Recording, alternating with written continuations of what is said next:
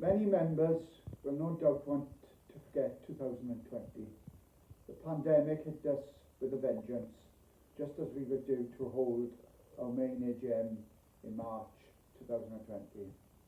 Up to that point, we'd held 18 mini AGMs that could not go ahead with the main one due to the risks to members. At the time, we didn't know about Teams and about Zoom, and now we're zoomed out. We've been holding branch committee meetings via Zoom ever since. There's benefits, of course, and there's drawbacks to virtual meetings. You can be constantly in meetings all day without a break, and that suits management as you don't have time to prepare. It also allows us to have virtual branch committee meetings and to meet the members. It's been difficult keeping the branch functioning due to events, which I'll talk about later. And because we've had to change the way we do due to the pandemic. But that is nothing to what our members have been through. Trying to keep yourselves and your family safe while keeping vital council services functioning. Because the local authority, and it goes without saying, the private care sector, think it's business as usual in terms of processing disciplinary investigations.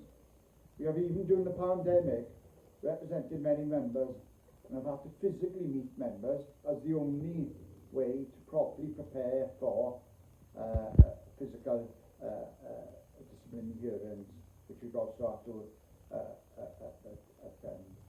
Because if we don't do that, again, it's the advantage lies with the employer as opposed to our member. We have been able to put some hearings on hold, and we and the other unions have complained to the council about that they should put restructures on hold. 2 restructures are currently taking place in communities, their housing and shared lives, and in extra care they're also trying to, we think, impose a life-changing shift patterns. We raised up the Corporate Employee Relations Forum, SERV, and the Community Forum, while the council is putting staff through stressful and anxiety-provoking processes, while in the middle of the pandemic, when staff are already stressed to that. While we were able to delay the implementation of one restructure, the fact is the council has its own agenda, and they will not let the trade unions prevent them pursuing this agenda unless we mobilise members in opposition. So much for social partnership. What kind of partnership is it? That one party tries to impose what they want on the other party. Sounds more like an abusive relationship than a genuine partnership. Many of our members have worked through the pandemic, such as refuge and cleansing workers, residential and domiciliary care, schools, support staff, etc., etc. Many of our members have volunteered to do other jobs, putting yourselves at greater risk. We did negotiate that any temporary change of job would result in no detriment to members, and our branch has been to the fore in holding local authority and other employers to account regarding your health and safety. We have scrutinised what seems like hundreds of safe working practices documents and risk assessments for workplaces. We secured an agreement, at least on paper, that if the unions do not agree recovery plans for workplaces, then the proposals could not go ahead. We informed members that they had the right to leave the workplace if they felt in imminent danger, which is the Employment Rights Act 1996. As a branch, we were prepared to use this if the workplace was assessed as being unsafe. Due to the pressure from us, the Local Authority's Health and Safety Department included this, by the way, in safety documents they produced. Unison and the other local authority unions, G&B and Unite, campaigned for face coverings for public-facing employees for months before the council agreed they should be used. We raised concerns about school risk assessments, making the point that our members that social distancing could not be maintained despite the best efforts of some schools. We think the council have followed Welsh Government advice, but did not go over and above this. We Unison called for only 2 in a cab for refuge, and the council did not insist on this in some depots. We've called for FFP masks to be used by the local authority, but they have not agreed this, citing lack of availability. Our branch played an important role in Unison in not supporting schools reopening in September 2020, when the Welsh Government announced that, which we thought was following the science of the crystal ball and what was best for big business. We have held 14 branch school forums with 284 members attending these meetings to keep members informed and to share information and tell members what the branch has been doing. We wanted to encourage our school support staff to participate in these meetings, and we are also looking to set up a social services forum. For many of you working at home, many of you have been working at home. We have called on local authority to subsidise you, as the local authority has saved hundreds of thousands of pounds on travel expenses. They have in effect transferred the cost to you as you have had to heat your house using electricity, etc., while working from home. You can claim a tax rebate for the HMRC, and we've put links in members' bulletins as to how you can do this. But the rebate is modest and does not begin to cover your costs. We have raised about the demands of those working at home if you have children or carers responsibilities. Well, for some, working at home suits them. For many others, it can be isolating, stressful, and cause or contribute to mental health problems. For some, it puts you in danger of domestic abuse, having to spend more time with the person that is abusing you. And again, in our bulletins, we have signposted here where you can get support regarding these important issues. There's no doubt that the pandemic has put more pressure on women who tend to have more childcare responsibilities. Working at home and caring for children is no easy task. While working at home can be safer than being in the workplace, for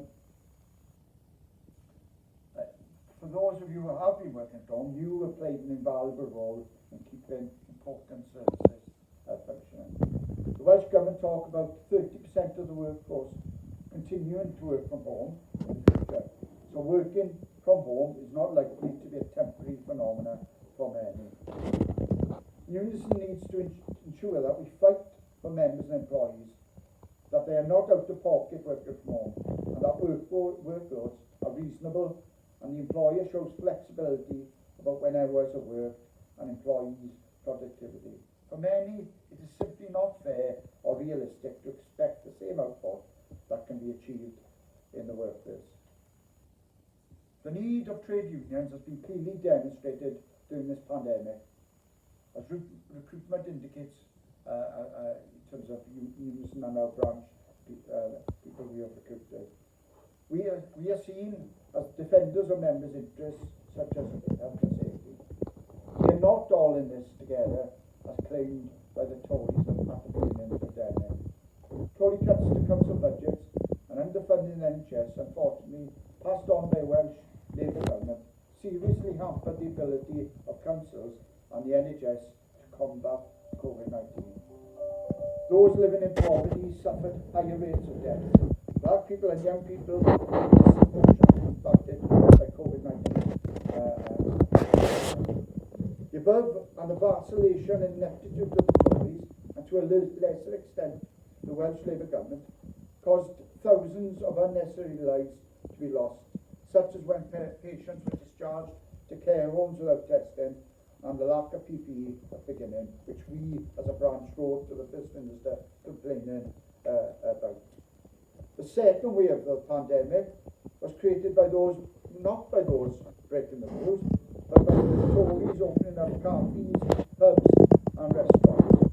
Workplaces remain a dangerous place, even when the government's own health and safety executive haven't prosecuted one single employer for not following COVID safety rules, despite there being 3,500 outbreaks in workplaces, with 1,709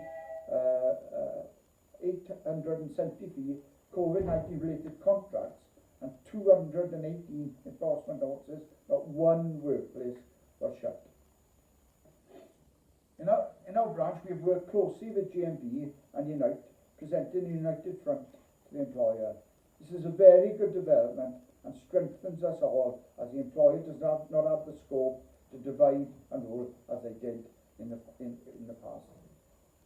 In the past, it was only our branch that stood up to the employer and resisted what they were doing. We have consistently opposed our cuts, and it is GMB and Unite that have shifted towards our position of opposing what the local authority does. We look forward to continuing working in solidarity with them in the future, as well as the NEU and other education unions on issues with schools, etc. We will not compromise our active opposition to anything that is detrimental to our members. The collective strength of trade unions and our members was demonstrated by the winter gritting industrial action taken primarily by GMB and Unison. After a couple of days of action, the employer was forced back to the negotiating table and conceded much of what our members wanted. The issue is still rumbling on, by the way, as the trade unions think management are trying to undermine the agreement that was reached. If the local authority is not careful, then that could result in Unison and the other unions balloting our members again. Well, our branch took the lead in campaigning for trade union recognition agreements with Delta Wellbeing and Com Environmental. We should soon be signing an agreement with Delta, but Com and the local authority have been using delaying tactics to stall the process of trade union recognition there. We will continue to campaign for a trade union recognition agreement with Com. The branch committee is clear that social partnership with the Tories or Welsh Labour government is illusionary. How can we have a partnership with Welsh government who passes on devastating Tory cuts? How can we have a social partnership with employers such as private care who are super exploiting our members through long hours and low pay? Social partnership is about trying to shackle the unions and shield the Welsh government from criticism. Everything the trade unions have won has been fought for. We did not win a shorter working week, etc., just through negotiation, but through struggle. Locally, we have won several victories in defended jobs and services, and again, these were not achieved simply by negotiating, but by campaigning and fighting. Same principle applies to pay. We are always clear with members in our branch that if we want a pay rise, and the current pay claim is 10%, then we are going to have to fight for it. If we are going to start clawing back what we have lost, which is 23% of the value of our pay since 2010, then we are going to need to take concerted, coordinated industrial action with the other local authority unions. At the time of writing, the Local Government Association is refusing to consider our claim before the May Council elections. Our branch has already started campaigning on pay before Christmas when we did a joint event with Swansea Trades Council. And we will be calling for a ballot of the members to support our call, as you have done in the past, to vote yes to act on pay, to take action, industrial action on pay. Despite the limitations put on us by the pandemic, the branch has been busy in difficult circumstances representing your interests. We have attempted to keep you informed on meetings we attend and the issues we are raising with the employers. Since the last AGM, we've been able to increase facility time for Unison and the other trade unions, with thus receiving an increase of 3 days. It is not nearly enough, as we are a big branch, third or fourth biggest local government branch in Wales. Yes, we have taken the increased facility time, but we will continue to campaign for more. Yvonne Dunn, who was working for the branch previously, was successful in giving those 3 days. Yvonne and I are seconded to work for the branch, and the branch employees are John Neary, who's a caseworker, Joe Jones, who's a schools convener, many of you will know as she organises the branch school forum, and Kerry Summerfield, admin officer, all work hard on your behalf. We have a new online case system, CaseWeb, in place. That makes it easier to keep case files up to date and to monitor cases. A serious incident happened last year where Barn Road was flooded, and we eventually had to move to a temporary office where we are today. We are currently negotiating with Unison about how this issue will be resolved, as dry and wet rock was discovered in Barn Road when the flood damage was treated. This has taken up a lot of time and energy, and we are calling on Unison to deal with this matter.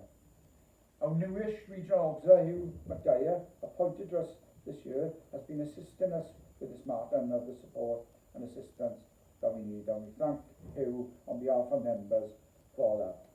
As I said earlier, we have tried to keep members informed about what we're doing in the branch and what the Unison is doing regionally and nationally.